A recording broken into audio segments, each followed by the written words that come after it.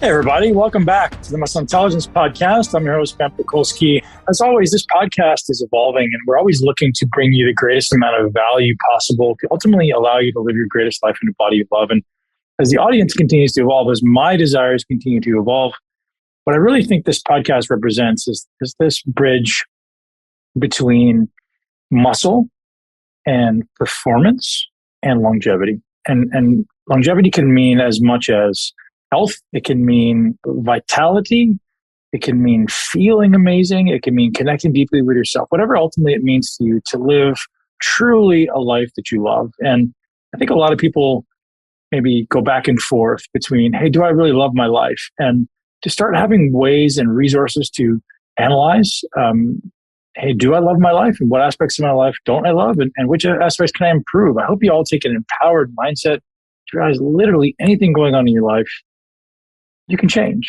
You can change your perception. You can change your actions. You can change your habits. You can change your beliefs. So much you can change. One of the things that I've started doing recently is really starting to look at beliefs through the lens of these changeable systems that either serve us or they don't.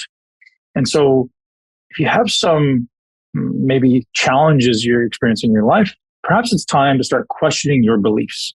Start questioning what you've always believed to be true, because oftentimes this is where our pain exists, right? This is where our pain comes from, is this rigidities that we build into our life. Like, oh, this is the way I'm supposed to be, or this is the way people are supposed to treat me, or this is the way the government's supposed to be, or this is the way the world is going to be. And the more rigid we are to those beliefs, oftentimes we cause ourselves a lot of pain.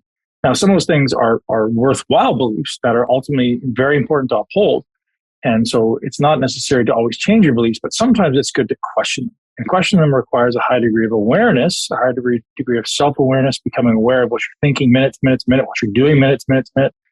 And ultimately, to become the best version of yourself, it has to be a life worth living that's analyzed, right? So a life worth living is one that's constantly reflected upon and analyzed from a perspective of, how am I showing up in the areas of my life that matter to me most? And so I thought I'd share that little mental framing for you first that I've been including with all of my coaches, all my clients. And just start identifying the areas or avatars in your life that are important to you. So it may be family, it may be fitness, it may be finances, it may be community and leadership, and all these different potential sub areas that you can say, hey, how am I doing in this area? And then reflect on it day to day. Don't reflect on it every month or every quarter. Reflect on it every day. How did I show up today as a dad? How did I show up today as an athlete? How did I show up today as a partner? How did I show up today in my business? And if you can't be honest with yourself, then you certainly won't progress. So I thought I'd start today's podcast with a little conversation about that, because today's podcast actually brings me back many, many years to a guy who was a longtime mentor of mine. And many of you guys will know once you hear the podcast, we talk a lot about the gentleman, Charles Polloquin, who is a mentor to both myself and today's guest, John Connor, joins me today from the Irish Strength Institute. John is a world-renowned strength coach known for training the likes of Conor McGregor and many, many more UFC, amazing athletes, professional boxers, Olympians. John is truly a wealth of information who shares his strategies that he learned from Charles, that we both ultimately learned from Charles. And now how he approaches it, that's a little bit differently now. And then how he's evolved to being kind of the go-to guy in the world. He actually got his PhD in weight cuts. So how to cut weight for a UFC show, how to cut weight for a boxing match. Different than bodybuilding in many ways, or physique shows in many ways. But John is an absolute wealth of information. And I love the fact that he's able to bridge theory and application, right? There's so many people who live in the world of theory and they don't really get where rubber meets the road. And there's people who live in the area of practice and they don't really get the science and theory.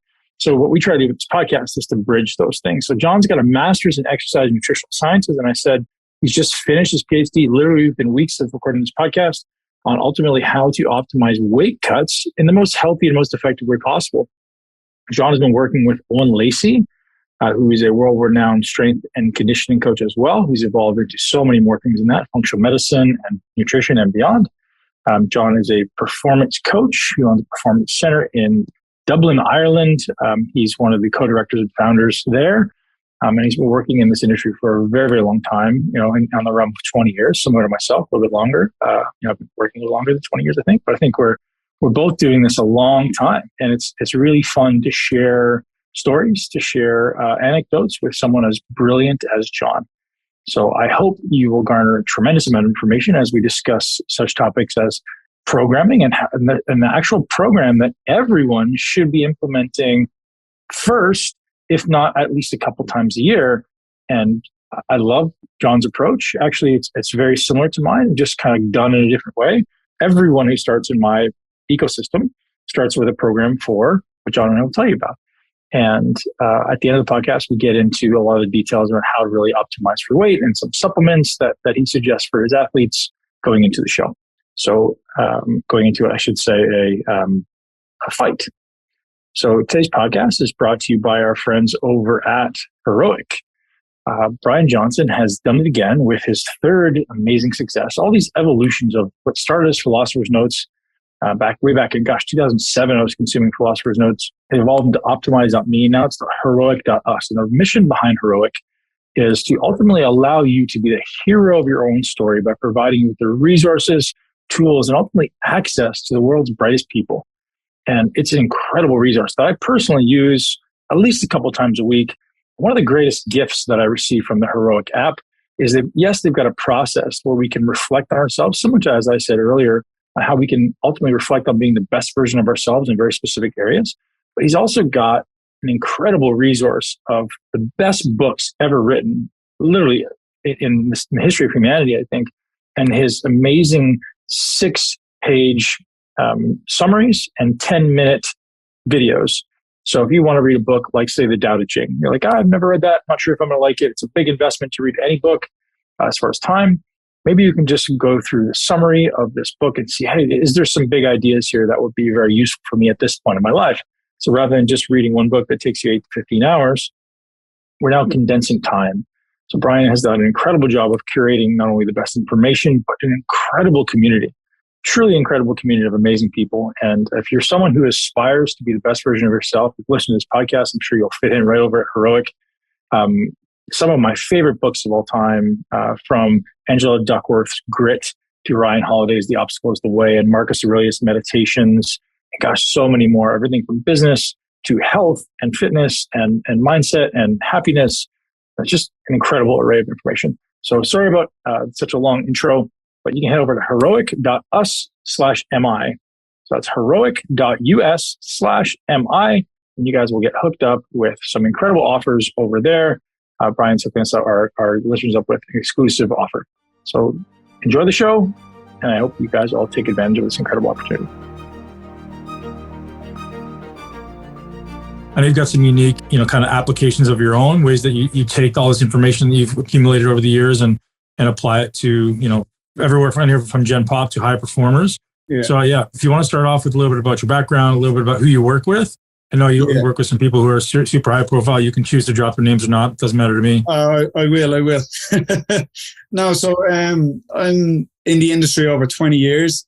So the gym I worked in, which would have been, 2001, probably the busiest personal trainer there was a Czech practitioner. So I kind of started working for the trainer in my gym at the time. And then as a result of that, I kind of started down the Czech practitioner route. So I would have done the level 1, level 2, golf biomechanic, his HLC course. And as part of that, I learned about Charles Polloquin through the Czech program design.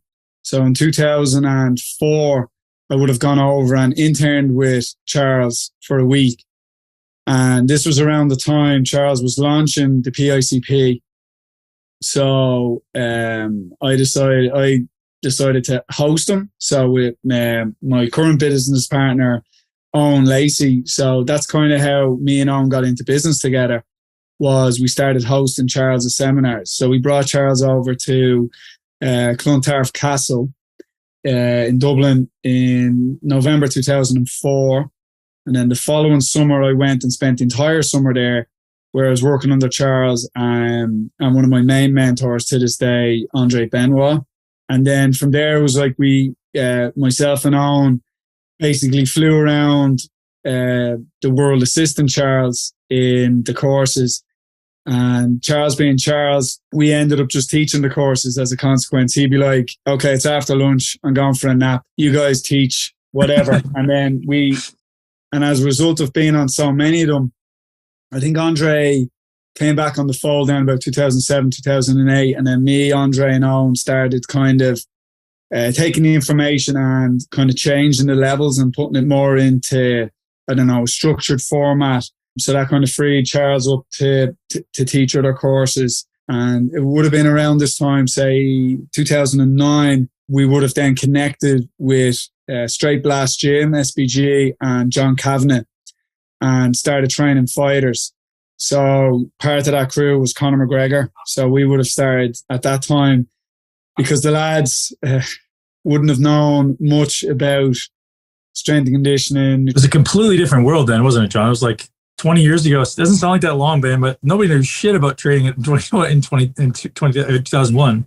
Yeah. Oh my God. But it's amazing how much it's changed. And that was the thing. It was like, back then it was like, so I'm in Ireland. I'm still in Ireland, and I would go to the States for a weekend course, just to do it like a weekend course in, I was in like Fort Lauderdale, St. Louis, New York, San Diego. I would fly all that way, and like, it's amazing nowadays. People won't go anywhere, for courses. And that was part of what was attractive about the industry, was getting to travel and meet people and just see different places and, see the world as part of learning. But so, and that would have been 2009. So one question that came up there, man. I know Charles and Paul Chek weren't always on the best of terms. I'm curious how Charles came up in Paul Chek's course. Was this like pre their little scuffles, or like? Yeah, so it was part of Paul Chek's on his level 1 course, his program design course. Was basically, most of its modern trends and strength training. Charles's book, a lot of the same information. And Paul, I actually only recently threw out the VHS tapes. That shows you how old they were. So they were, and he just kept talking about Charles Lowes, and I think that was recording in 97. So maybe even earlier it was recorded. So I guess they were on speaking terms then. Like, got back in with everyone and then fell out with it, so. Yeah, I think he was just outspoken, man. Like, he was so opinionated and so outspoken. And I first met him in 2007, same around time you sound like you did. And I was, no, sorry, not 2007, 1997. I was 16 years old, and I saw him speak. Yeah, I saw him speak, and I was like, okay, I just start learning from this guy. And he was like the only guy, like, he's the only guy I wanted to learn from when I was like 16. Yeah, and that would have been like was it Muscle Media? Yep. Was what was publishing in then, Yep. So. And that was the early days of the internet.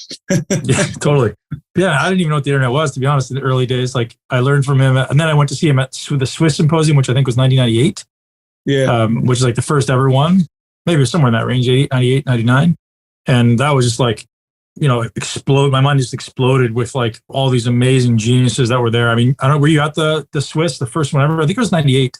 No, I wouldn't have been around then. And so like everyone who's still teaching at Swiss was there then, but it's just like, 25 years ago or 22 years ago. So it was a heck of an event especially for a 16-year-old kid. Yeah. And especially then it was so hard to come by useful information. It was very watered down. Well, there was a lot of science, right? There was a lot of anecdote, a lot of, bro science, but there's not a lot of science because we didn't have the measuring technology. Like, that's why Charles is such a pioneer, because he was one of the first guys to like read all the Romanian stuff, read all the Russian stuff, all the German stuff, put it all together and be like, hey, here's what people have been doing in the Olympics for the last 30 years. That's really why he was able to carve the name he did with his amazing photographic memory. Yeah. It was, and again, like, even today, like, most of my program design is still based off what he taught me. Like, of course, you're tweaking it and updating it, but the broad strokes are still very much Charles Polloquin based. So I find that interesting, man. Like, I've obviously evolved my thinking, but I think it's contextual, right? I think it's like who you training, right? If you're training an athlete, it's different than a bodybuilder, it's different than a strongman, it's different than Gen Pop. And so I'm curious what principles of Charles that you still hang on to now that are, kind of still foundational in your programming. So pretty much, no matter who you are, when you walk in the door, you do a structural balance program. Totally. So you're doing the variation of split squat you can handle, the variation of step up you can handle. We do a lot of leg curl variations, a lot of posterior chain stuff, and then the kind of sequence, he would have taught me how to progress them from wherever they are to trying to get everyone to squat and front squat, heels flat on the ground with, full range of motion for the squat like that. And then the upper body progressions of a lot more unilateral stuff up, like for pressing, which we like for dumbbell work, and then a lot more single arm work for rows, and then getting everyone to try and chin. And then if they can't chin, where's the weak spot in that chin? Building that with free weights, and then eventually getting them to chin, whether they're male or female. And that's across the board, whether you're, 55-year-old woman or a 19-year-old MMA athlete. Yeah, that's funny because like I actually never took any of Charles's programming course. Obviously, I've read some of his books, but I think everyone who evolves through athletics realized that at any age, structural balance, it has to be the foundation from which we start. And he, from I'm sure both of our experiences, had one of the greatest depth of thought when it came to actually balancing the body, because everyone else is like, yeah, I need structural balance. You know it in theory, but he's like, hey, here's how to do it. And I think that's why his programming has stuck for so long. It's like, here's how to like analyze where you are, and then here's how to progress it to these basic metrics, which I love. And again, as you said, it's always testing, retesting. So it's, you're like, everyone should be able to squat. Not everyone can squat. And then, as I said, it's like doing your split squats, your step up, seeing where the weaknesses are, and building towards that. Like, so as I said, like, so Charles would have taught me like the what would you say, the kind of science and structure of it all. But like Andre Benoit would have kind of shown me the art of it. Watching Andre coach, he's one of the best coaches I've ever seen coach. He just has a great intuition about how to train people. And like, so I would have done a lot of soft tissue work as well over the years. So I would have done sports massage, active release technique. And Andre, just through his knowledge of the body, was able to kind of do all that without, taking a formal course in that. And he was able to really use that in the gym, seeing people move, and then how you're going to move them, take them offside, do a bit of a release on them, bring them back in, see how their technique improves, and then constantly building them up from there, which was always great to see.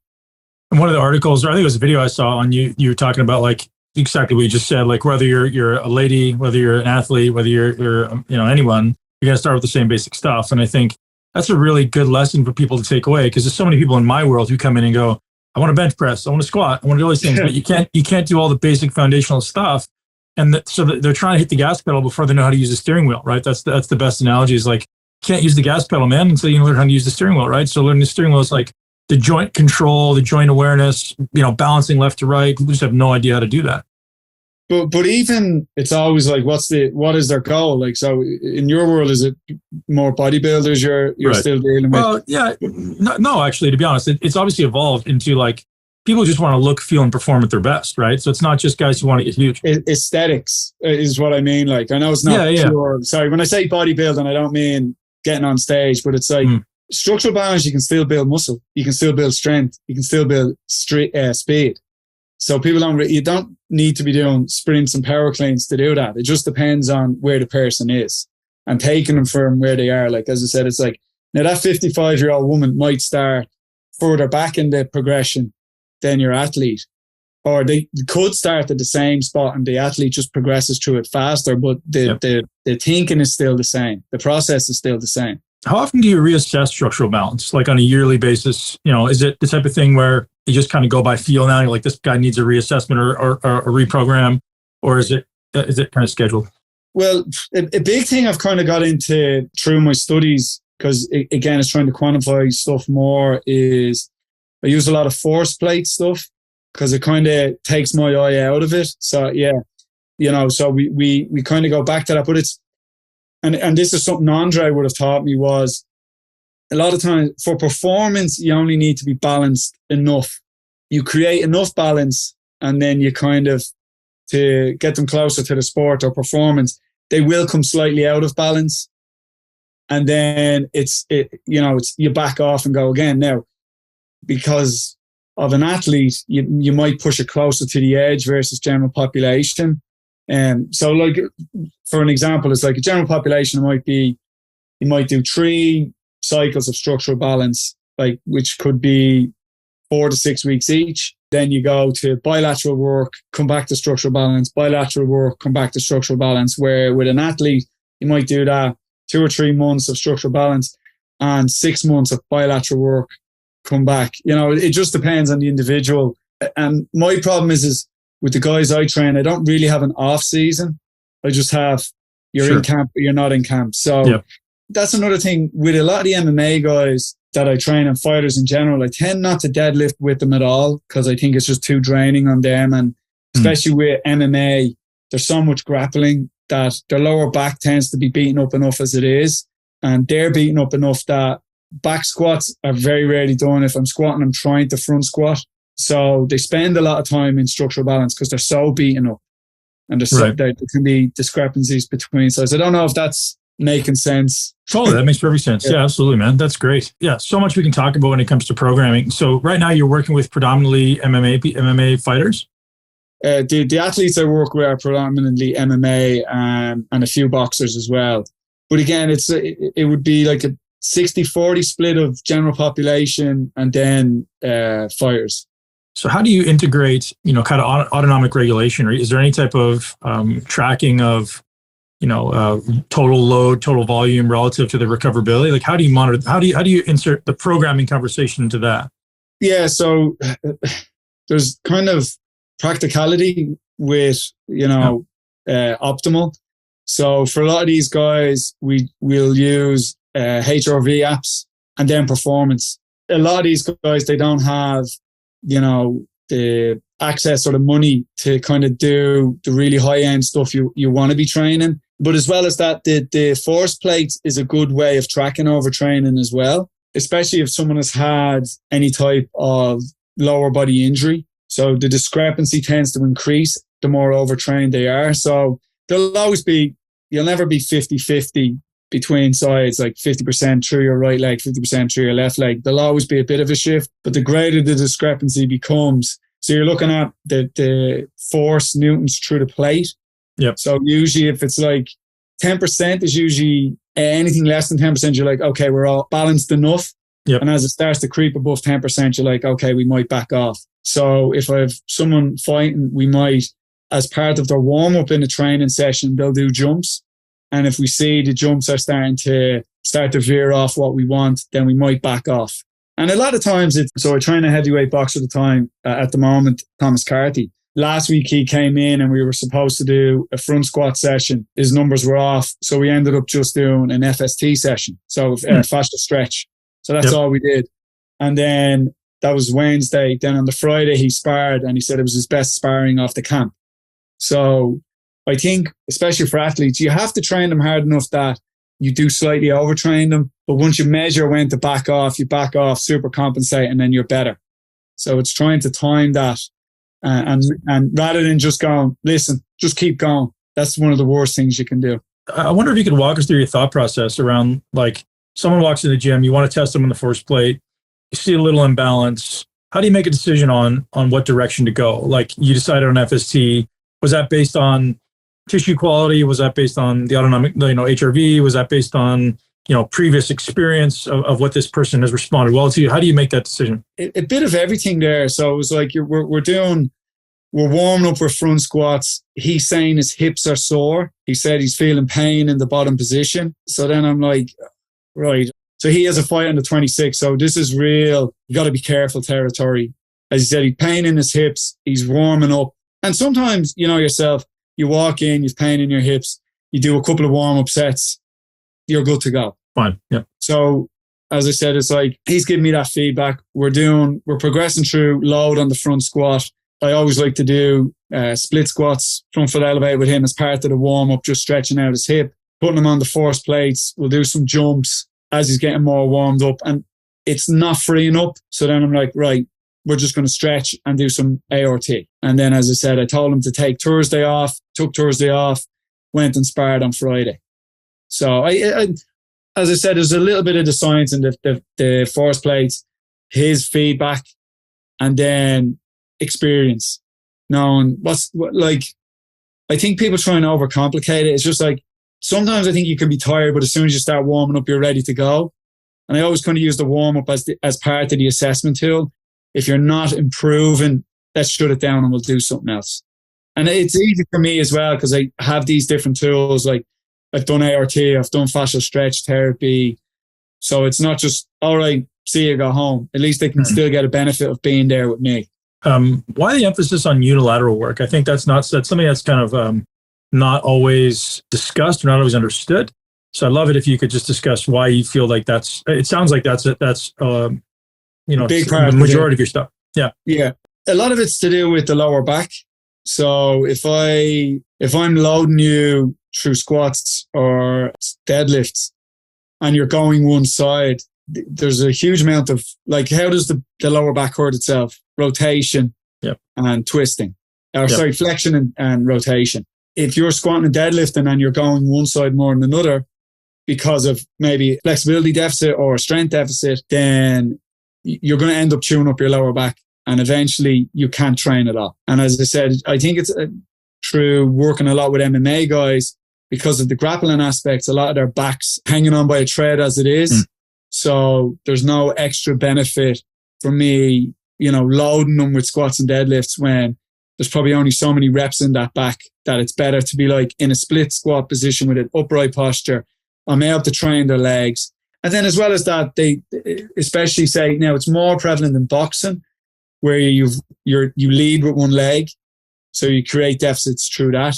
So it's trying to correct the imbalances between that left and right as well. So is that enough intervention for people who have, you say, the back hanging on by a thread? Is simply training unilateral going to be enough to start to counterbalance it? Or is there additional things that are like your go-to levers for helping people with back injuries? Well, I have a good network of people that I refer out to as well. So I've orthopedic surgeons that I've no problem with, and I've orthopedic surgeons that deal with rugby players. And they deal with professional teams. So it's about return to sport. So they're quite honest about, I think we can train through this, or we can rehab through this. And so I'll have an orthopedic surgeon we can refer to. I have physios I can get advice from. And again, soft tissue people as well. And it's kind of conversations between everyone from where we progress. So as far as training though, like assuming somebody still is good enough to, or they have a fight coming up, or they have something coming up, they're still good enough to train, but they the back's a little bit tight.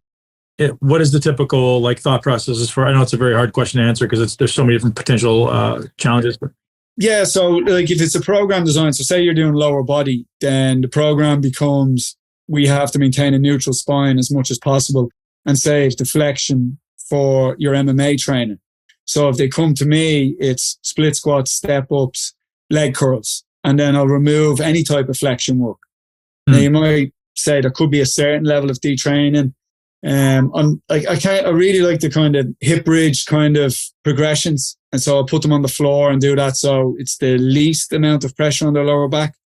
Where I do normally like a lot of say a 45-degree back extension, a horizontal back extension, reverse hypers. But if I feel that the lower back doesn't have the reps in them, I'll back off and do the hip bridges, because there's still a lot to be gained from that. But the risk is very low. The benefit is a lot higher. The benefit is still there, with risk being a lot lower with that exercise. Makes a lot of sense. Any specific variations of the hip extensions? Because what comes to mind as an athlete, you're saying that, that's pretty sagittal, right? If we're doing those 45-degree back extensions, do you do any rotational stuff? Do you do any single leg stuff? There's lots of I do kind of, what would you say, isometric anti-rotation stuff. So a lot of wood chops without the twist. We're trying to load it and we're having pauses and holding it. There's a few Swiss ball stuff we'll do, a lot of more side plank stuff as well. A lot of the ab stuff I'll include at the end of their workout. Again, if their back is sore, kind of do that Stu McGill sort of, what would you say, horizontal back extension hold. Now, I think he has it down as 2 minutes. I try and get them to do 4 minutes. Yeah, you might get them to do something like that at the end of a workout as well, just to make sure, you're working those areas, but we're not, draining them with too much flexion. How much consideration are you having between integration of strength-based movements and dynamic-based movements for athletes? My thought on that is I don't need to do it because they're doing enough of it in their sport. unless the coach says specifically they're slow or they need to do more of it. Because if you're punching, kicking, doing double legs, there's enough movement there. The only thing I might add in on top of it is I like on a Monday morning to do acceleration training. So they'll do a long warm up, like 30 minutes, 40 minutes, and then they do like 0 to 10 meters 5 times, like sprints, 2 minutes rest, 0 to 20, 5 times, 2 minutes rest, and then seeing what the speed are. Now, I used to use timing gates for this, and if there was any type of drop off, we would just stop the session, and then 0 to 30, 2 minutes rest 5 times, and that would be it if I was to add anything to it. So just for clarity, are they doing 0 to 10, resting 2 minutes each time, or 0 to 10? I got it. Okay. Yeah. It's kind of like 5 times in a row, 0 to 10 with the 2 minutes in between.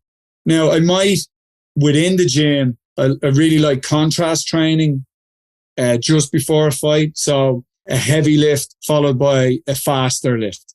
Yep. So it could be medicine ball stuff, could be jump. If it's a lower body session, could be jumps. And then depending on their athletic ability, because we're still trying to control load, we might do jumps onto a box rather than over a box or over a hurdle or drop jumps or something like that. So what's the logic behind that, John? So the audience understands, like, what's the value of integrating strength and dynamic movements, or strength and something that's a little bit faster?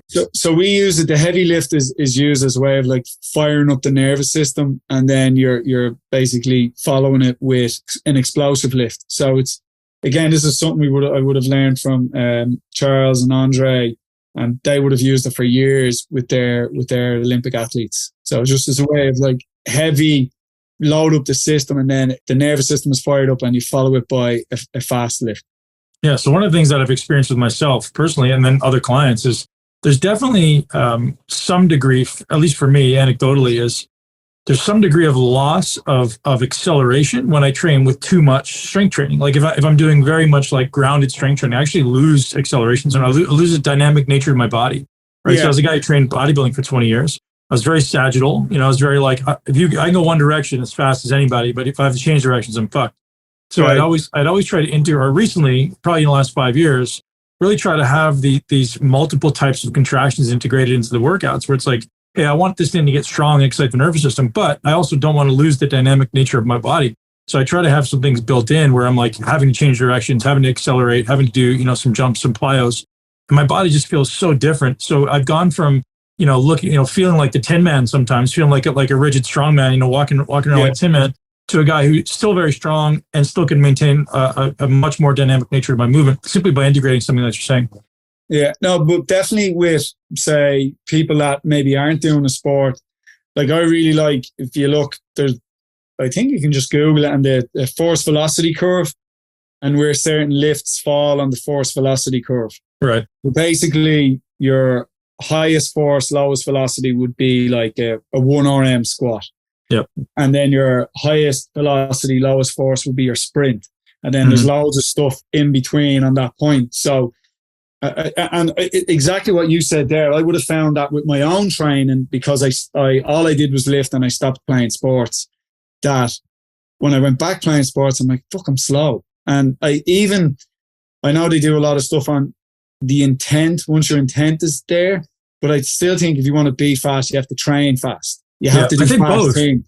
So I think I maintained a good amount of speed, but just not the ability to change directions, right? Oh, I didn't.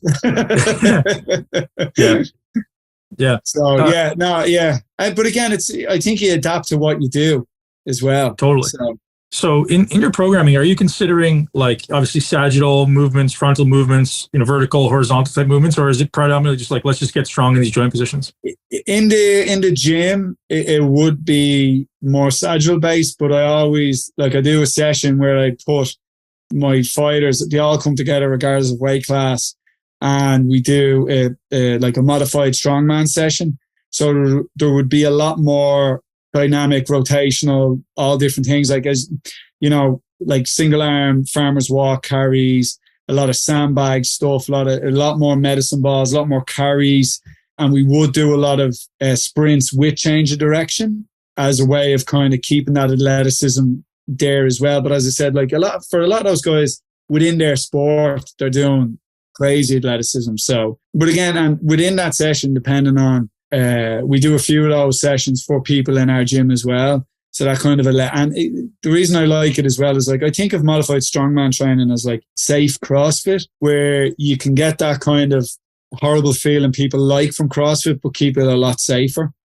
Yeah. And I don't mean to disparage it, but it's kind of, and then it's almost the in between of, and there's the F45, which is kind of like rehab CrossFit. It's like all rehab exercises, but probably not in to the same level CrossFit is. So the modified strongman, I find, is a very happy medium for general population as well to do. And as you said, to integrate that athleticism as well, rather than just being in the gym, moving straight up and down and not doing like real movement. But we do think now, so I'm doing jiu-jitsu 12 years now, and then I've done different things of like animal flow and movement stuff. So I'll always try now, recently, at the end of a workout, throw a bit of that stuff in, or to integrate it into the warm-up as well, just so people are moving as well, just trying different things.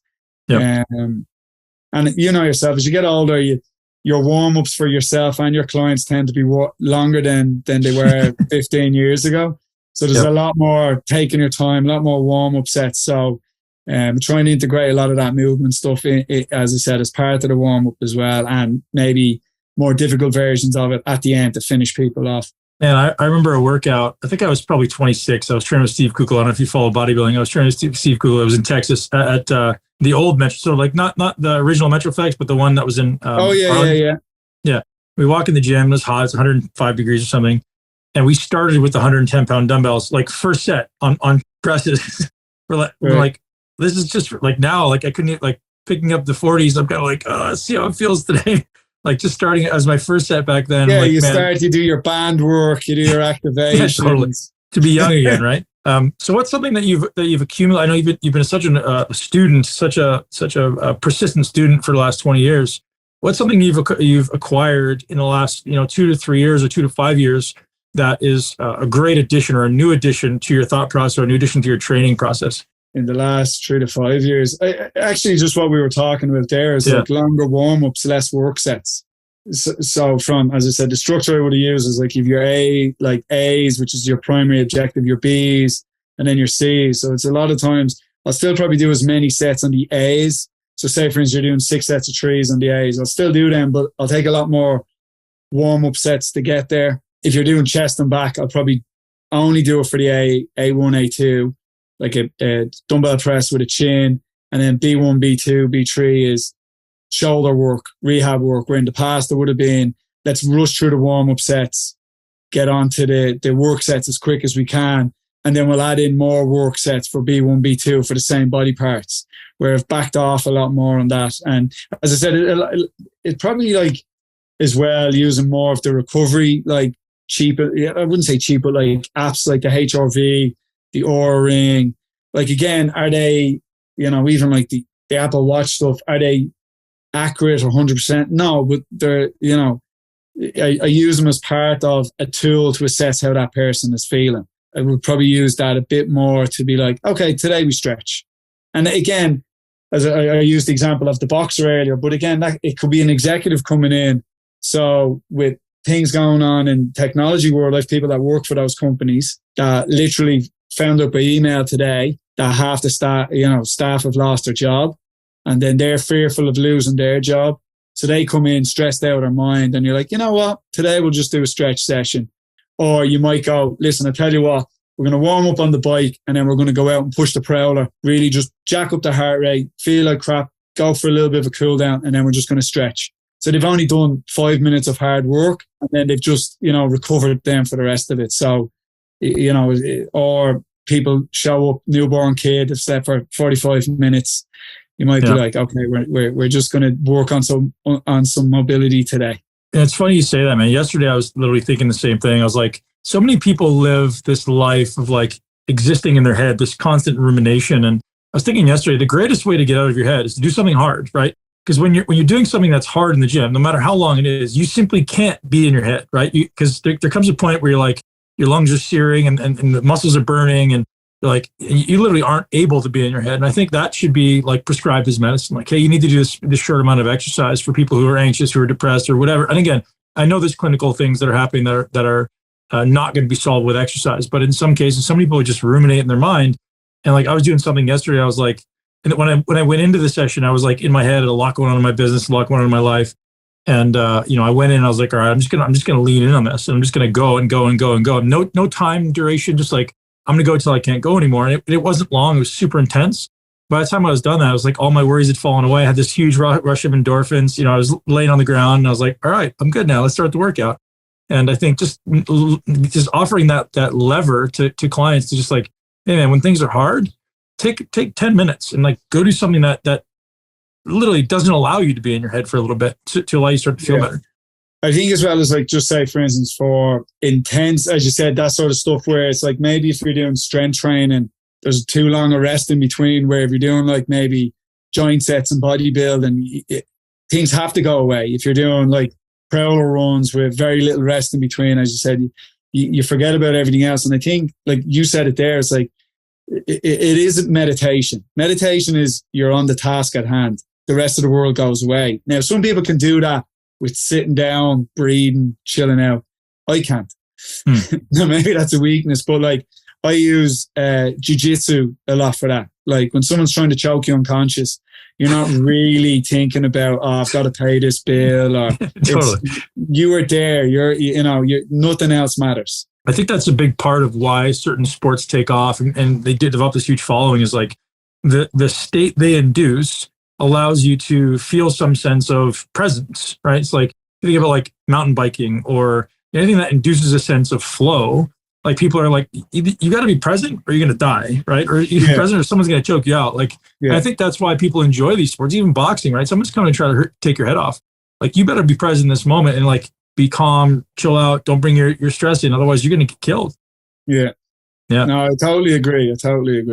And I think it's why these certain sports really take off. I mean, I think it's why certain athletes are able to excel. It's almost their escape. I know for me, that was like completely, I was addicted to exercise when I was competing. I was like, if I didn't train, I was a terrible person. I was like, for the level you were at, you kind of have to be addicted. You have to be obsessed. Like, I don't know if I've ever gone like sports wise to that level where everything is shut out. And I think that's part of why we admire high level people, is their ability to just like, now there's a certain level of selfishness involved, but it's like, or selfishness / focus that you admire in these people, that it's just like everything else gets turned off. Nothing else matters but this. It's funny because I often talk about how that it has to be that way. There's no other way to do it. And it's such a blessing and it's also such a curse at the same time, because there's people, there's opportunities, there's things you're leaving behind. You're just like, I don't care. I'm going there. And I think that's you're like, as you say, it's such a highly valued thing. It's like, it's not a very common thing for someone to be able to, because especially in the world we live in, I don't know if you experience this with athletes. I'm curious.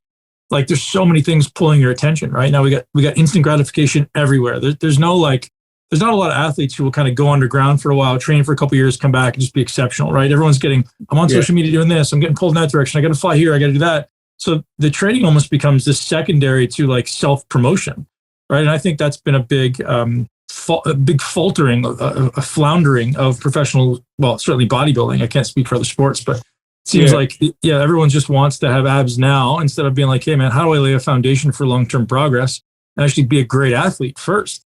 As you said, like I've dealt with several world champions and they all have similar but uniquely different approaches. So, but when it's go time, nothing else matters. And they all have that.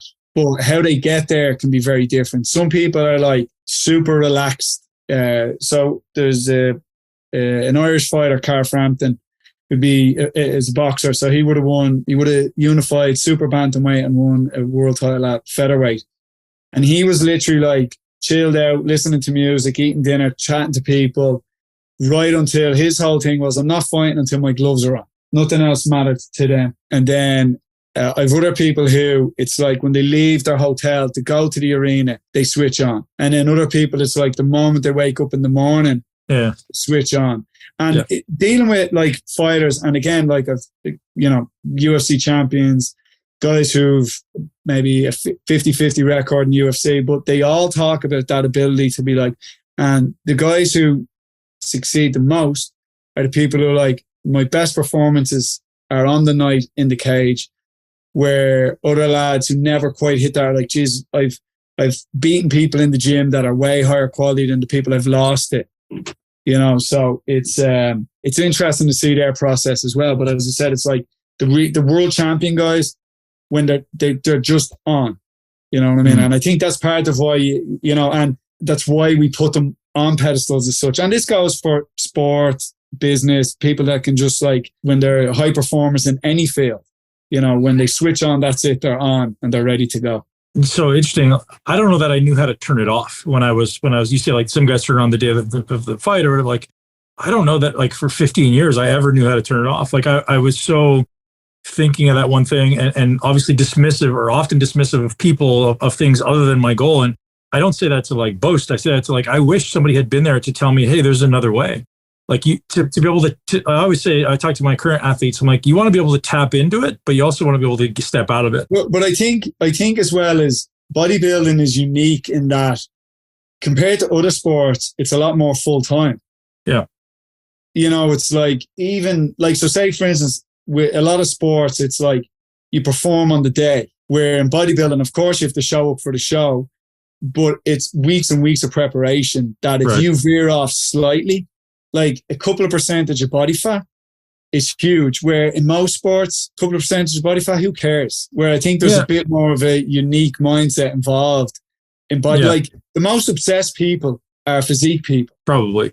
I think of it through the lens, John, of like, I want to be able to go 100% and then back right off. And I think if you're always going and you think you're always going 100%, you're probably going more like 75%, right? So there was a lot of times where I was just always gas pedal, gas pedal, gas pedal. And I wish someone would just come along and be like, hey, man, you need a couple of days off. And I actually would have listened. I probably wouldn't have listened, but I wish, I wish I would have known more about the value of being present in your body and obviously disconnecting from the constant pressure of the expectation. Bodybuilding's hard, man, because you wear your body on, it's your calling card. Everyone's like, if you see you walking down the road, there's always someone who's going to make a comment. So you always have to be on. Like you can't, like, I got into this habit of like Kai Green, always wearing like big thick sweaters because I don't want people to talk. Like, I just want to be left alone. I want to be able to disconnect from. Anyways, it's interesting. Even like if you're having food, if you're eating really strict in front of people, they're like, oh, do you ever relax? Or then if you have a bad food, they're like, oh, look at you. So everyone's, you can't win either way. So, man, you evolved your coaching in so many different directions. Obviously, starting with the actual tactical in the gym, evolving well beyond that. I'd love to hear a little bit about what you're studying now, what your PhD was in. I know you've done. It's completed now, so I'd love to hear what that looks like. Yeah. So as I said, so in 2009, we started working with the fighters and we did everything for them, the strength and conditioning, the nutrition and the weight cutting. Now, at the time, you know, I would have known a lot about strength training, a good bit about nutrition, and I knew nothing about weight cutting. So one of the fighters is a guy called Cathal Pendred. Cathal has he's a degree in forensic sciences, and now he has a master's in climate change. So a very clued in guy, but he would have done a lot of the early research on it for that group. So the way it works in MMA, it's kind of like you develop a culture within a gym of weight cutting, and then it kind of, that's what everyone does. So part of my research was like, and a lot of people have shown this, it's that the number one source of information for fighters for weight cutting and nutrition is fellow fighters. It's not nutritionists, it's not doctors, dietitians, it's fellow fighters. So we had seen that. So Cathal kind of developed it, and then I started a master's around then in exercise and nutrition sciences. So then I started to look more into the research on it. And at the time, like 12 years ago, there was nothing really. Like there was, in MMA, there was zero. I think there was absolutely zero back then. But there was some stuff in wrestling, especially like collegiate wrestling, high school wrestlers, a little bit like for dehydration, glycogen depletion stuff. So then myself and Owen kind of took over the weight cutting process for the lads. We were modifying it the whole time, looking into the research on it. And then from 2015, I was like, you know what, I'd done a couple of courses that people had given. Weight cutting, guy in the UK, Mark McDonald, had worked with the GB weightlifting team. And then there was a guy who'd worked with the GB boxing team, and I kind of done their courses. And again, they were presenting a lot of information, but a lot of it wasn't specific to MMA. And so I was like, right, I actually want to do direct research in this field. So I says, right, I'm going to do a PhD and really dig deep into this. And then once you realize these massive questions I wanted answered, and then once you get into that process, you realize, actually, I'm only going to be able to answer a teeny tiny bit of this. Since I started that, there's a lot more research coming out on it. And there would have been stuff like, which was always interesting, we did water loading from 2010, 2011. And I was told that doesn't work. And then recently research has come out to show, no, it actually does work. So now some stuff. At what level, John? So when you speak of water loading, at what level? Is it like, 7 days out, loading and then dropping, or what is the protocol? The study done by Reed Real. So if we equate it to a normal kind of weight cut, if you say Friday you're weighing in, Monday, Tuesday, Wednesday of that week, you take 100 milliliters per kg of body weight. On the Thursday, you drop it to 15 milliliters per kg up to 24 hours before whenever the weigh-in is, and then complete fluid restriction for 24 hours. That's the water load. Is that with electrolytes, John, or just straight water? Just straight water. Just straight water. And no sodium manipulation? No sodium manipulation? I think you're manipulating sodium. I think, no. For the study they did, I think they cut out sodium for 2 days. But I think with that high level of fluid intake, you're flushing out your sodium. And then the control group was where the Thursday, the 15 mils was the same, 24 hours restriction was the same. And it was 40 mils versus 100 mils.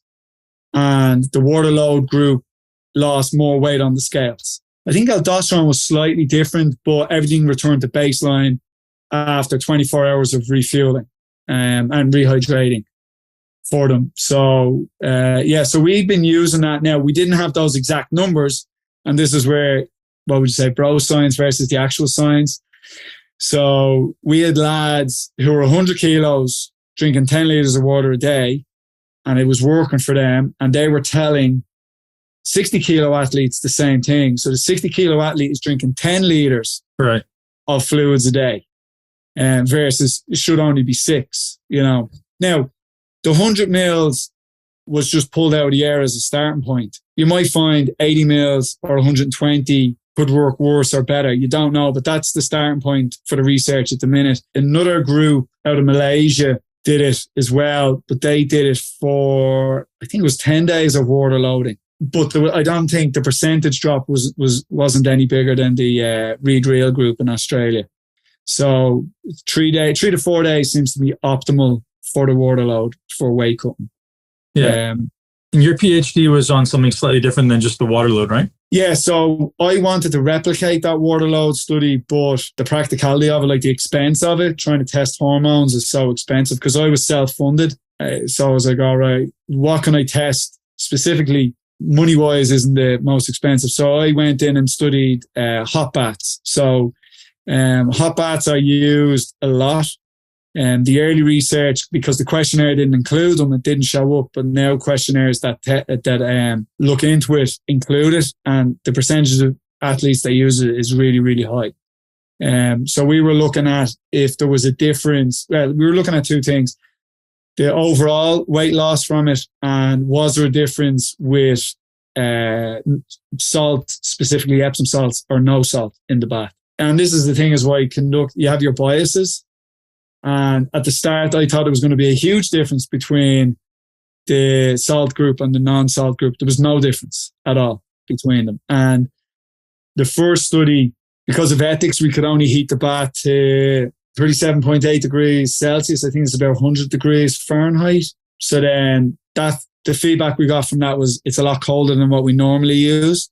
So then we were allowed start at that weight that temperature for the next study, and increase it to tolerance. And then the final study, we just hit that max tolerance that people had reported and kind of just sat at that tolerance. What temperature was that, John? 40 degrees for the last study. So the first study was a consistent 37.8 degrees. The second study started at 37.8, went up to just over 40. And then the final study was a constant 40 degrees. But what we found is between those 3 studies was that increased temperature does lead to more weight loss from the protocol as well. So that's a good finding. But even though I finished the PhD, we're going to start another study on baths, where the bath study I did, you did 20 minutes in the bath, 40 minutes wrapped, 20 minutes in the bath, 40 minutes wrapped. Why that? That's what was reported back to us was being used by guys in the field. So when you say wrapped, that means like you're wrapped in like plastic bag. So basically they'll get out of the bath while still standing, they'll dry off, put a beanie on, put a t-shirt on, put a hoodie on, strip. So through this experience, I've seen too many penises for my liking. They will strip, get out of the bath, put on tracksuit bottoms, put on socks, and get into like a bed with towels over them and put a duvet cover over them as well. So only their face is exposed. Now, in our final study, we replaced that with a sauna blanket because we were able to keep the temperature more consistent. So I think that partly was why the last study had the most weight loss, because that was able to keep it consistent. So how many times did you repeat the 20 minutes in the bath? Twice, for two hours total. But a lot of the research on hot baths, and especially on hot salt baths, are for very long durations. So you're talking like 2 to 5 hours. So the next study we want 2 to 5 hours in the water or in and out like you were doing? No, just consistently in it. Yeah. And now they wouldn't have, for that duration, they wouldn't have gone as high temperature wise. So they would have been at the 37.8 or 38 degrees. The next study we want to do is 2 hours straight through at 38 degrees. Because what we think is you're using the bath to passively sweat. So, and I think once you hit a certain tolerance level over a prolonged period of time, because what happened is that the lads that do the first bath, they'd be fine. They do the first wrap, they're fine. In the second bath, they're really starting to feel it and they want to stop. And then they get out, and then the second wrap, the wrap is more tolerable than the bath, but it's still not comfortable by the end of the 2 hours total. So we think if you put them in the bath, now this is purely speculation on my part, we think if you leave them in the bath at 38 degrees for the 2 hours, that you'll get a certain sweat rate and be able to maintain that sweat rate for longer than getting them in and out of the bath. Sure. And how much water approximately are they losing during that time? I mean, that's not very subjective based on body weight. No, it is. So we'd measure it. We would usually do a 24-hour low glycogen, low residue diet. And they're usually losing 2 to 2.5% just from that, included fluid restriction in there. And then the 2 hours in the bath, they're losing 2 to 2.5% in that 2 hours of body mass. And again, there's variation within that.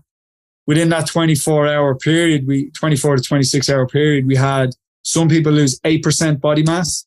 Wow. Some people 3.5%, 4%. But the average was about 4.5% to 5%. Why bath instead of saunas? Just as a starting point. So could you... I know within the fighters, they have some of them prefer the sauna to the bath. But a lot of them find the problem with the sauna is all of you is in there. So you overheat through your head, where with the bath, at least your head is out of the bath. Yeah. You know what I mean? And again, there's nothing to say. I would like to do a study where it's like, 2 hours in the bath, 2 hours in the sauna, and do a comparison of like, how often do you have to get in and out of the sauna versus getting in and out of the bath? Does that affect because heat tolerance is part of it, thermal comfort. So can you tolerate one longer than the other? And I think fighters can be very the more extreme, the better. So literally some of them before we they would never, I use a thermometer for everything. I'd have 2 thermometers in the bath the whole time and comparing them to each other. To make sure that the bath is at that temperature, where guys would just get in and turn on the tap and be like, yeah, whatever scalds me and I don't have to get out of, then that's the temperature I have it at. So, right. And some of them they'd stand up out of bath and they're like lobster red. They're just burning themselves almost. It's that hot. But the problem with that is that your tolerance or your ability to stay there for a long period completely diminishes if it's too hot. So it's trying to find that like Goldilocks zone of like, you know, how can we get you to sweat at a good rate, but to be able to tolerate it for long enough to lose the amount of weight that you need to lose. What percentage do you like to have people within? Like, you know, let's say we're in the last 7 days of a fight. What percentage of body weight do you like to be within striking distance? People who are bad at cutting weight, 7%. People who are great at cutting weight, 12%. But most people, it's 9 to 10%. So if we say you're weighing in Friday morning, the Saturday beforehand is that percentage. That's fully hydrated, hopefully maintenance calories, and hopefully eating a good bit of carbs as well. So if you're dehydrated, you know, on a keto diet for the last 3 weeks because you're way off your weight, that 10% is completely different. So I would use to check. Again, a lot of them would count calories. So only very recently I got a metabolic machine to test like calories. They're ORMR, and we use that, and we kind of sporadically will use that to test to see. That's another study we're going to do, is the effect of people who've done multiple weight cuts. Does it affect metabolism? But anyway, we use that as a way of judging calories for them. So we want to be at maintenance calories the week before, and I use an Osmo check machine for the first urine pass or piss of the day to check hydration levels. So they usually say anything under 700 on their scale, but I like them to be under 400 for me. And within that, you know, 10%, I like them to be taking creatine as well. Because if you take creatine out, most people will drop half a kilo to a kilo within that few days. Now, again, some people will talk about creatine for how effective it is, but there's a lot more research coming out on cognitive health with it. Preventing it for especially with fighters. So I definitely have all of them take that. And it does give you an extra bit coming out. But yeah, so that percentage is based off ticking all those boxes first. And then we know that the weight cut will be easier because you have multiple sources. Yeah. And you mentioned, I think briefly, mostly a low glycogen diet during that depletion week, or is it like zero carbohydrate during that last week? Or?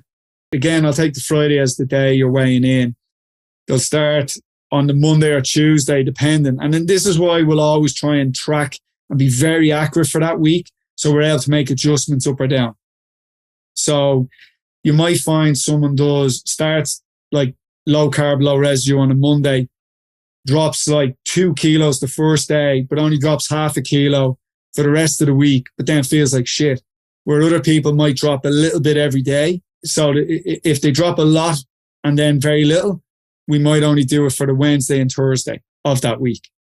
You know, so it's low carb, low residue. So we basically remove all the fiber from their diet as well. If the person is on that low carb diet for, say, Monday, Tuesday, Wednesday, Thursday, Wednesday night, they'll do a sweat session every night. And usually I like to do that with low impact exercise.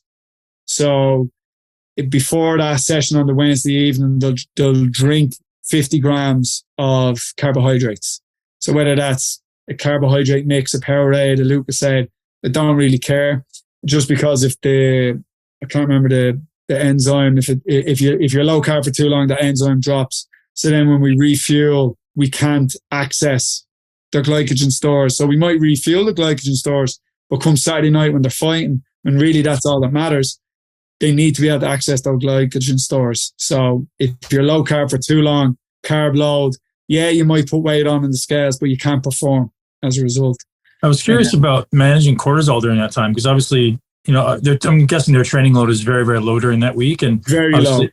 Yeah, and so obviously these heat exposures are inducing cortisol. I'm curious if maybe something to think about measuring is like measuring, 5-point cortisol throughout the day and seeing like where's the cortisol, because obviously if it's up. It's one of those things I'd love to do it, but I'm kind of judging it on, again, HRV, whatever feedback devices they have. But what I try and do that week a lot of is fascial stretch therapy as a way of like really chilling them out. And again, it's like, even though we didn't show it any difference, the Epsom salt, the feedback we got from the Epsom salt was the baths were always easier with the Epsom salts in it. Nothing showed up on the blood work. Again, it was pinprick. So we were looking at hemoglobin, hematocrit, potassium, sodium, but nothing was showing up in the blood from what we were testing. Now, we weren't doing aldosterone or cortisol or anything like that. So maybe it could have shown up on that. But the feedback was it was always easier with the salt in the bath. So we would have gone a 5% solution.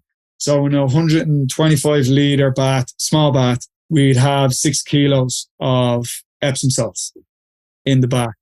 A lot, yeah. Now, some studies, and this is what we want to look at next time, is actual sodium chloride, because the osmolality is different. And we think maybe that'll have an effect where there's a greater gradient as a result of it. So that might lead to a bigger difference between salt and non-salt. So we're going to do 3 conditions: fresh water as such, Epsom salts, and then sodium chloride.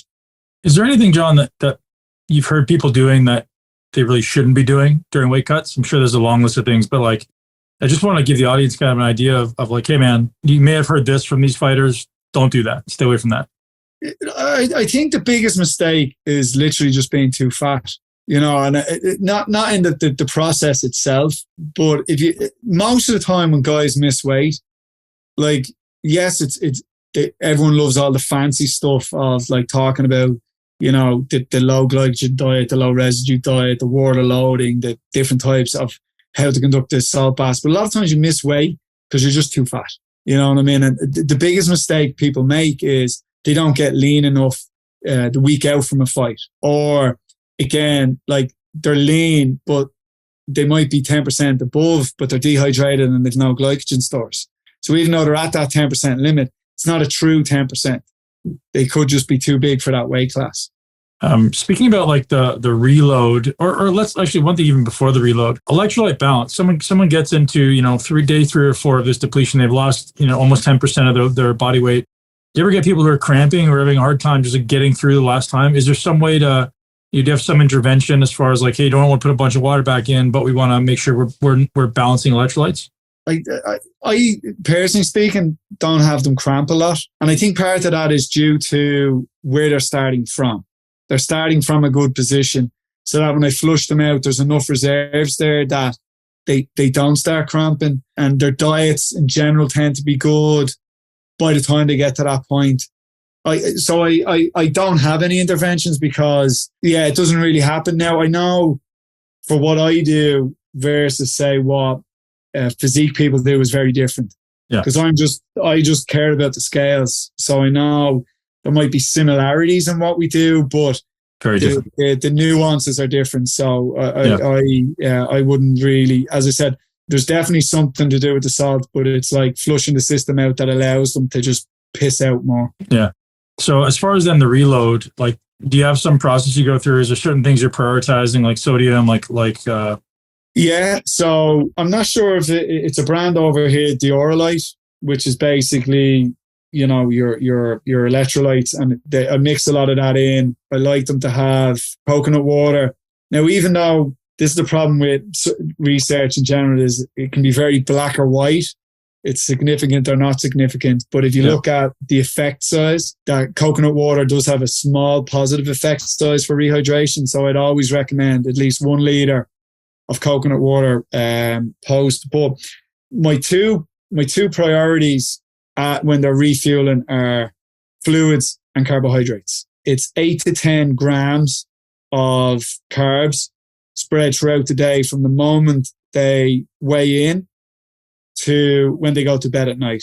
And we tend to start... Per kilo, 8 to 10 grams per kilo, Sean? Per kilo, yeah, 8 to 10 grams per kilo. Again, it's one of those things where try not to rush it at the start. And it's liquid based early on, very sugary based, and then it becomes more real food later on.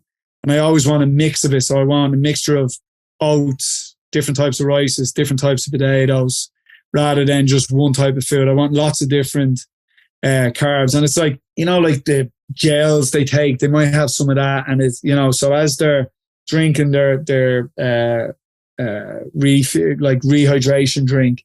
So I tend to stick to a lot of, like, I think the cycling have a lot of it where it's like, depending on the size of the person and their tolerance, it's like 60 grams per hour absorption rate. So we kind of stick to that for the first couple of hours. And if I'm familiar with it, it might be 60 up to 90 grams, depending on the person. But 60 is usually where I start. Right. And we can push it up to 90 grams for the first maybe couple of hours. And then we slow it right back down again. And it's real food. Spread it out over the day. So no protein with that? Just straight? Yeah, straight so I would kind of go one gram of protein for the day. Yeah. So I try and have, every time there's a carbohydrate feed, there's some sort of protein coming in as well. Real food, salt it like crazy. Like as much as you want, no measure, just like go? Don't care, just go for it. Like a lot of people will shut them. It's your feedback on it tends to be quite good. If it's too salty to you, it's usually too much. Yeah. If you're not tasting the salt, you probably need a little bit more. And then, as I said, with the diaurolite added to their fluids, usually they might have, I think it's, you put one of those per 200 mils. So whatever you wake up on the Thursday morning and then you weigh in at, whatever the difference is there weight wise, you drink 150% of that in fluids. So if you wake up 74 kilos Thursday morning, you weigh in at 70, it's a drop of 4 kilos. That's at least 6 liters of fluids you need to consume. So they'd say they'll divide it up into 6 liters. I'll add maybe 2 of those diaurolites each liter for the whole day. Okay. That's super helpful. Anything you're doing like for the last 2 or 3 hours before a fight that, like, you know, getting the brain turned on, the nervous system turned on as far as nutrition? I tend to try and repeat what they normally do in camp on sparring days. So a lot of fighters like to feel hungry when they're fighting. Not like, oh my God, I'm ravenous, but they like to have a little bit of hunger pangs. Adrenaline. Because a lot of times they'll wake up in the morning. A lot of them do this is they'll wake up in the morning and have a tiny breakfast and go and spar. So they always, you know, they're used to sparring in that state. Yeah. And so you try and create that state. If they're used to sparring in the evening, they might have a big enough breakfast, an okay lunch, and like, I don't know, like an oat bar or something like that as a snack, and that's about it. So I on that day, if they've hit, like the day before is when you fuel for the fight. The day of is just don't mess up your system, especially because it's high intensity work. I don't want to, it's not like a marathon or a triathlon where it's like you just have to go, like, not to say they're going slow, but you're going at a certain pace and you just stay there. Where these guys need to sprint, come back, sprint, come back, sprint, come back. That's, you know, high intensity, ease off. But as I said, it's the day before, it's after weigh-ins is when the real work goes in that they need to do it. And one of the big things is, and this is a trick I learned from Charles, is because your weight has drastically changed so much in that 1 week period, the day of the fight, every hour, they set their alarm, every hour you do like 60 seconds of shadow boxing and like jiu-jitsu movement drills. So for nervous system, that's what I would do, is just like, because I've had people do everything perfect and not do that, and they're like, I just feel flat in there. I just felt off. And I'm like, yeah, because your body doesn't know where it is in space, because you've basically shrunk down and just blown up real fast. So your body's like, what the hell is going on here? Yep. So by doing the kind of shadow boxing, the movement drills, and it's only 60 seconds and it's not intense. It's just, and a lot of times they'll have a game plan in their head of what am I going to do? And I'm like, just go through the game plan. So whatever it is, I'm going to shoot for the takedown. I'm going to throw the jab, shoot for the takedown. And I'm like, that's all I need you to do. 60 seconds moving around, doing that. And then that's it. Boom, sit down, chill out for the next hour. And they just do that for the whole day. Yeah, that seems to tune in the nervous system. Before the fight, I like to do a lot of like ankle and jump work for people. That seems to really fire them up. So again, Andre would have shown me this, and it's a lot of like tap drills. It's hard to explain, but tap drills with the ankles, And you do like high frequency, low amplitude, then high amplitude stuff, and then jumps. And I kind of developed it as well from like helping people do jiu-jitsu tournaments. Because in a jiu-jitsu tournament, you could be hanging around for the day and then all of a sudden you're told, right, you're up in 5 minutes. Right. So in that instance, and I do the same with the fighters, in the morning, I'll do a big stretch session in the morning, especially the fascial stretch, because I find that's another way of kind of locking the nervous system back in, retraining it after that massive fluctuation in body weight, and do all that in the morning so that if they need to rush through a warm-up later on, their body's kind of set, it's ready to go. Love it, man. So much value. Any substances, supplements or molecules you like to use pre-fight? Like, is there anything as to go to? Again, a lot of this is restricted by budget. Like, so I kind of like just go very basic. So like creatine, I recommend that for them all to take it because they sweat so much, a good magnesium, a vitamin D and a probiotic, and that's probably it. Yeah. Anything pre-fight, like right as you're going in? Is there anything you do like nootropics or anything like that? Because they're so used to it, caffeine would be the only thing. Now, like to train on caffeine, don't like to fight on caffeine. But that'd be about it. And again, it's like years ago when I would have really just come out of the Polloquin system, it would have been like all like alpha GPC. There would have been all, and I think it was because the lads had no money and I just moved away from it and I've never got back into it. So I actually wouldn't even know, like alpha GPC would be the only thing I remember from that stuff for it. But I'm sure there's loads of options, but I don't use any. Very cool, man. That's awesome. Anything we missed that we should bring back as far as the weight cut or the weight or the load? No, like that's kind of without drilling into the exact specifics. They're the very broad strokes of what I do. Like I kind of divide it up into 4 phases. So your first phase is the diet. And then within that, I have kind of 3 subcategories, which is like, you know, a lot of times when fighters come to me originally, they haven't got a clue about eating. So it's just about making better choices. So I'd be like, and that's literally all it is. And then the second phase would be working out calories, working out macros. And then once they've mastered that, the next category would be like carb cycling to get adaptation.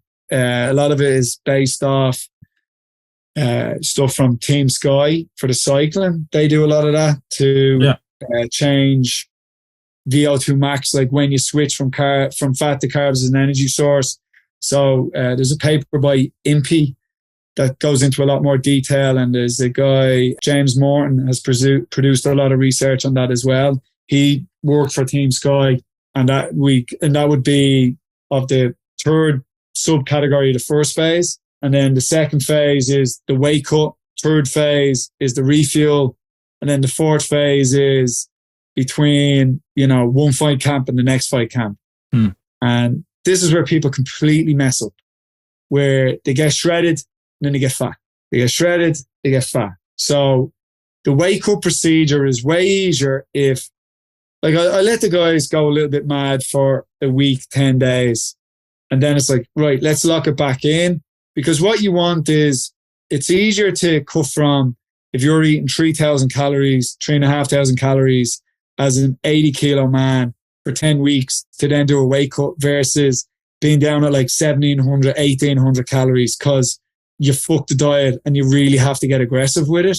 Yeah. And then start a weight cut, you know. So the second person there, you know, through all research, is going to have a higher incidence rate of injury, just because, like, and I think like there's certain things that I think are really underappreciated for recovery, and that's your total calories and your sleep. So if you're eating enough calories and you're sleeping really well, you can tick a lot of boxes when it comes to recovery. You know, people are always like, oh, what supplement do I need to take? And I'm tired. What supplement do I need? And what's your sleep like? Oh, it's terrible. I was like, there's no point taking any supplements unless your sleep is right. Now, we might take supplements to help your sleep, but there's no point in like, right, let's take, you know, 250 milligrams of caffeine before every training session because you're exhausted. It's like, well, let's start sleeping so that we don't need as much caffeine to do that. Yeah, man. True. Caffeine works so well when you're rested, and it works so poorly when you're tired. Yeah. And I think I think when you're tired, like, now again, this could just be anecdotal, but I think when you're tired with caffeine, the hit is stronger, but it wears off quicker. Crashes faster. Yeah. Yeah. Yeah, for sure. John, man, that was fantastic. Deep dive into first programming and now weight cuts, man. I'm so grateful for your time. I would love to have you share, if you want, where people can learn more from you and the Irish Strength Institute. Yeah, so we've in the process of writing a book on this. Nice. Yeah, I didn't realize how hard it would be. It's taken longer than expected. Yeah, so I go into everything we talked about there with the weight cutting side of things. So it's going to be the scientific weight cutting. And yeah, so I'm terrible on social media. I literally only started an Instagram account yesterday. So that'll be, that's John Connor PhD. So John Connor, like the Terminator, spelled exactly the same way. John Connor PhD. And that'll link to the same name of the website where I have like a landing page will go up soon enough for when the book comes out. But I'll be I'm putting all those different things into the book on a how to. And the problem is a lot of times when people are talking about weight cutting, it's that it's there's a lot of good resources out there, but it doesn't put it all together. Exactly. Yeah. Into one. And I think, and I'll have to see about this when I release it, but a lot of people don't talk about how actually aggressive it is. Like, so people say, don't cut more than 5% body mass. I'm like, well, that's not the reality of what's happening. Right. Like if you're a fighter, you're at a disadvantage unless your skill level is unbelievable, but you're at a disadvantage if you're cutting 4 or 5% body mass. Like the top guys, it's in the UFC, it's 8 to 12%. That's the reality. Now, is it a case of weight classes that are decided by the guys who are best at cutting weight or the best fighters? Who knows? But this is the reality of what's going on now. So, right. But as I said, I'll put all that information into the book anyway. John, thank you very much, man. I appreciate your time. No problem, Ben. And that's a wrap, ladies and gents. I hope you enjoyed this podcast with John Connor. As I said, incredible wealth of information. I know you garnered at least 1 to 5 tips from this podcast that you can apply to improving your life right now. One of the most important things you can do, guys, is don't wait, right? Don't wait for tomorrow. Don't wait for next week. Take something you learned today and apply it. I think one of the biggest maybe misnomers or mistakes in our modern society is this belief that we have to constantly be consuming. Ultimately, it's just another form of mental masturbation, isn't it? It's like, I'm going to go learn something, but unless you apply it, you didn't really learn it, did you? So take at least 1 to 3 things you learned from today's podcast and go apply it. Maybe it's this application of like, hey, how do I get a structural balanced workout? How do I ensure that I can do all these things in a balanced way, right? Or maybe it's I'm gonna hire a coach and I'm gonna work with someone who's gonna help me optimize my body from the inside and out. Or maybe it's I'm gonna really push myself to do what I love, like champions do. We often talk about champions, and if you're someone who identifies as a winner, as a champion, or want to identify as a champion winner, absolutely take action on what you hear in this podcast, and absolutely take advantage of our amazing deal coming through at heroic.us, where you're going to get free philosopher's notes for our listeners exclusively, plus a 2-week trial period. Head over to heroic.us/mi. Ladies and gents, thanks for being here. As always, if you did enjoy this podcast, I would appreciate if you share with at least one person that you know and love who would benefit from this content. And don't forget to subscribe, leave us a review. I'd love to hear your feedback on how I can do a better job, how we can do a better job bringing on the guests that you want, and ultimately just hear if we're curating the right information for you. I know sometimes there's a lot of information out there, and it's really hard to really garner what's valuable for you right now. This is one of the things I do in my coaching community, is I always say, people who are the best in the world simply know what to prioritize, and they prioritize it. And if either of those is a challenge for you, meaning I'm not really sure what I should prioritize, or geez, I don't do it, I don't follow through, I need some accountability. It's really what we do in our coaching community. And we've got our coaching community continues to grow week after week, month after month. We were actually full for a while because we had such a high demand, but we've managed to bring on and train some new exceptional coaches that are ultimately now ready to take on a few new highly motivated clients. And the way you'll know if this is for you is we only work with people that are ready to change now. It's so important to acknowledge this. Is if transforming for you right now would be a kind of nice to have, it's not going to be a great fit. If it's an absolute must and you're ready to transform now, these are the type of people we work with because we're committed to your success. And I often say, if we're committed to your success more than you're committed to your success, we're going to fail. At Muscle Intelligence, we aim for 100% success rate. Do we always get it? No. But what we're trying to do is make sure that we're having the right people coming into the community who are ultimately ready to transform their body now and take action. And it's just our job then to be the guides, right? We're going to guide you through the process. You are always the hero of your own story. And the hero needs support. The hero needs guidance. The hero needs a process and a plan, and ultimately just simply to take action. So we're here to support you. If you guys are interested, you can head over to muscleintelligence.com/apply, APPLY, to fill out an application to get on a call with me and my team to discuss how you can join us and ultimately make 2023 the best year of your life. One thing I've been doing lately, I'll say this quickly, is I've been doing a 30-day optimization plan for myself, because I realized that sometimes we start to let little things slide. We start to let, I eat a little bit of this and I go a little bit later and maybe I don't drink the water and maybe I'm not taking the supplements. And then all of a sudden you end up in a place you don't want to be. And it's just the idea of the frog in the warm water, right? The water slowly starts to warm until it's obviously eventually boiling and the frog boils to his death. Whereas we don't want to do that. So one thing I'm building into this coaching is 30-day optimization programs. So ultimately by the end of 30 days, you would be amazed, truly amazed, how much you could change your life, how much weight you could lose, how much muscle you might be able to build, how many habits you can create if you simply commit to a short amount of time to execute. So our first 30 days of our coaching is really about this optimization. And we're going to get you fit enough to transform, make sure your body is ready to adapt and recover and progress. So if that sounds interesting to you, head over to muscleintelligence.com/apply. Hop on a call with myself or my lead man, Mattia, who's an absolute legend of a human being, and we'll decide if we can help you. And if we can, we'd love to work with you. Thanks, guys. Appreciate your time. Have a great day. Thank you so much for tuning into Muscle Intelligence. If you enjoyed today's episode, please be sure to share it with at least one person you know. Make sure you're subscribed so you never miss an episode. This podcast is for information purposes only. The statements and views on this podcast are not medical advice. This podcast, including Ben Pakulski and the producers, disclaim responsibility for any possible adverse effects from the use of information contained herein. Opinions of guests are their own, and this podcast does not endorse or accept responsibility for statements made by guests. This podcast does not make any representations or warranties about guest qualifications or credibility. This podcast may contain paid endorsements or advertisements for products or services. Individuals on this podcast may have a direct or indirect financial interest in products or services referred to herein. If you think you have a medical problem, consult a licensed physician.